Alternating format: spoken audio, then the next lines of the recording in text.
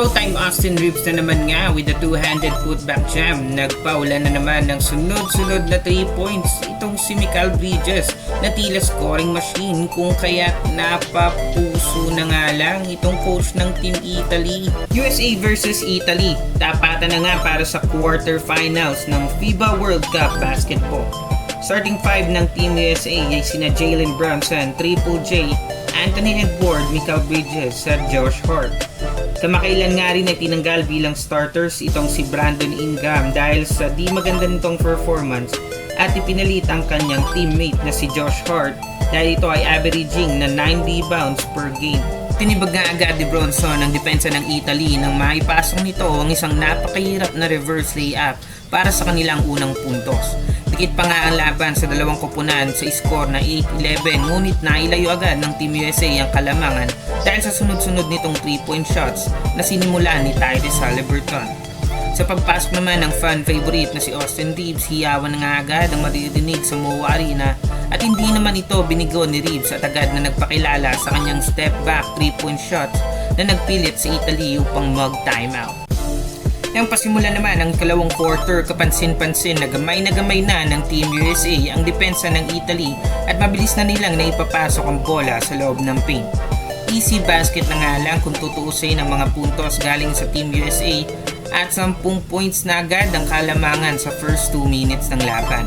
Pinasok na nga ang number 5 na si Mikal Bridges at serious mood ito, mga idol. Hindi nga sinayang ni Bridges ang oras na nasa loob siya ng court at agad kumana ng 2 puntos.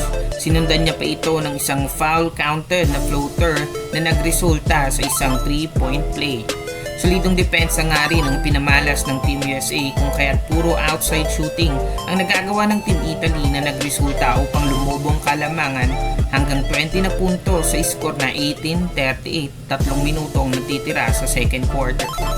Tila tapos na nga ang laban at may kita na mahihirapan ng umabol ang Italy dahil tuloy-tuloy pa rin ang pagbaon ng Team USA sa kanila.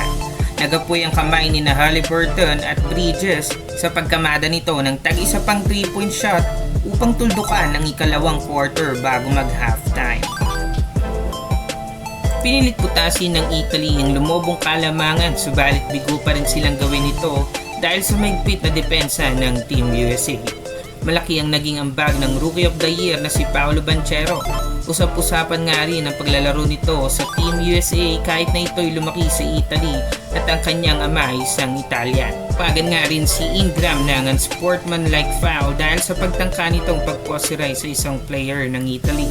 Napatawa na nga lang si Brandon Ingram dahil sa tawag ng referee dahil hindi rin naman ito makaka-apekto sa laro sapagkat kalahati na ang agwat ng score 42-81.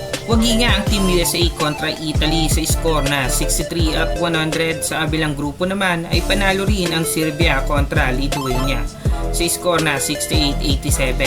Ang parehong team ay pasok na sa semifinals ng FIBA World Cup Basketball.